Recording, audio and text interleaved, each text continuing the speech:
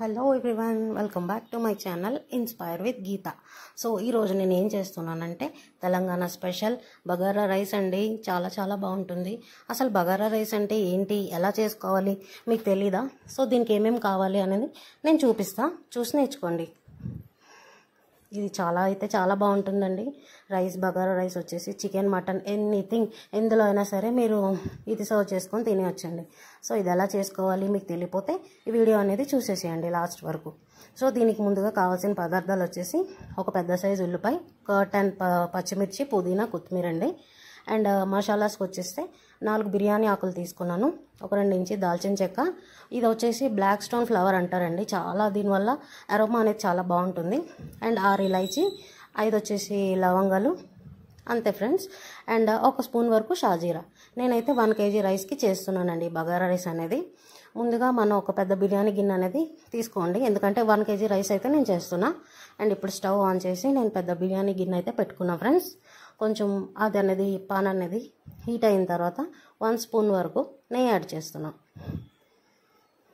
And అలాగే ఒక 5 spoons వరకు నార్మల్ రిఫైండ్ ఆయిల్ నేను యాడ్ చేస్తున్నాను. బగారా రైస్ కదండి, కొంచెం ఆయిల్ ఎక్కువే పడుతుంది. సో చాలా బాగుంటుంది ఫ్రెండ్స్. ఇదైతే మీరు ఇంతవరకు ట్రై చేయకపోతే డెఫినెట్లీ ట్రై చేయండి. చివరి దాకా ఈ వీడియో అయితే చూడండి ఫ్రెండ్స్. చాలా సింపుల్ అండి, చాలా అంటే చాలా సింపుల్. సో ముందుగా మనం స్పైసెస్ అనేవి ఇందులో వేసుకుందామండి. ఆయిల్ హీట్ ఎక్కింది,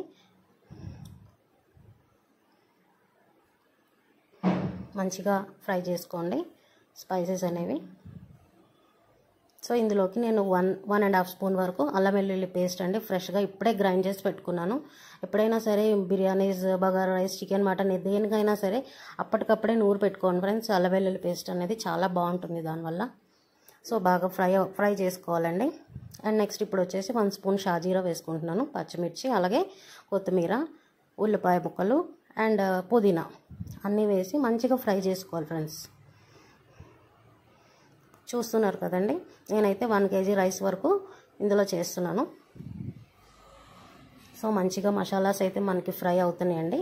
నేను ఇప్పుడే రాక్ సాల్ట్ అనేది ఒక 2 స్పూన్స్ వరకు యాడ్ చేసుకుంటున్నాను. మరి మాడనివ్వద్దండి, చూసుకుంటూ మీరు కలుపుకోండి. మరి మాడిపోతే టేస్ట్ అయితే ఉండదు. ఇప్పుడు నేను చూపిస్తున్న విధంగా మీరైతే అలా ఫ్రై చేసుకోండి ఫ్రెండ్స్.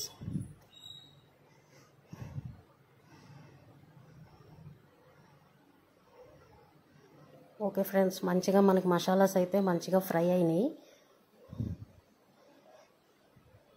చూస్తున్నారు కదా, ఆ విధంగా మీరైతే ఫ్రై చేసుకోండి. నేనైతే ఇప్పుడు వాటర్ పోసుకుంటున్నానండి. 1 kg రైస్ కదా, అంటే 8 గ్లాసెస్ ఆఫ్ వాటర్ అయితే నేను పోసుకుంటున్నాను. 1:2 రేషియో అండి. ఇది నేను యూస్ చేసే రైస్ వచ్చి సోనా మసూరి రైస్ అండి, బాస్మతి ఏం కాదు. సో అందుకే 1:2 రేషియో నేను తీసుకుంటున్నాను. 1 గ్లాస్ బియ్యం అయితే 2 గ్లాసెస్ ఆఫ్ వాటర్ అండి. ఇప్పుడు సాల్ట్ అనేది మీరు చూసుకోండి. సాల్ట్ అనేది చూసుకొని మంచిగా హైలో పెట్టి బాయిల్ చేసుకోండి. సో మరుగుతుందండి వాటర్ అనేది. నేను ఇప్పుడు రైస్ అయితే యాడ్ చేసుకుంటున్నాను.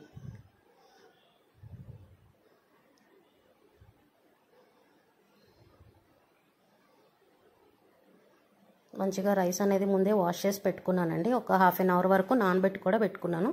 అదనేది ఇప్పుడు నేను వేస్తున్నాను, మీరు చూస్తున్నారు కదా. మంచిగా కింద నుంచి ఒక స్పూన్తో మంచిగా కలిపెట్టుకోండి ఫ్రెండ్స్. బాగా కలిపిన తర్వాత మీరు మూత అనేది పెట్టేసుకోండి. ఇప్పుడు చూస్తున్నట్టయితే మీకు బాయిల్ అవుతుంది కదా వాటర్.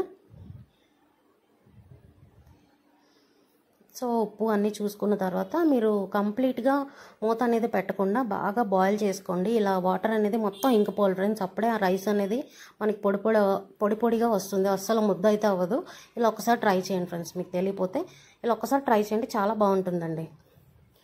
మూత అయితే అసలు పెట్టుకోవద్దండి. వాటర్ ఒక 80-90% ఇంకిపోయినంత వరకు మూత పెట్టుకోకుండానే మీరు బాయిల్ చేసుకోండి. తర్వాత మీకు సిమ్లో పెట్టి చూసుకోండి. అంతే ఫ్రెండ్స్, చాలా సింపుల్ అండి బగారా రైస్. ఈ వీడియో కనుక మీకు నచ్చినట్టయితే డెఫినెట్లీ ఒక లైక్ చేయండి. Thank you friends, see in the next vlog.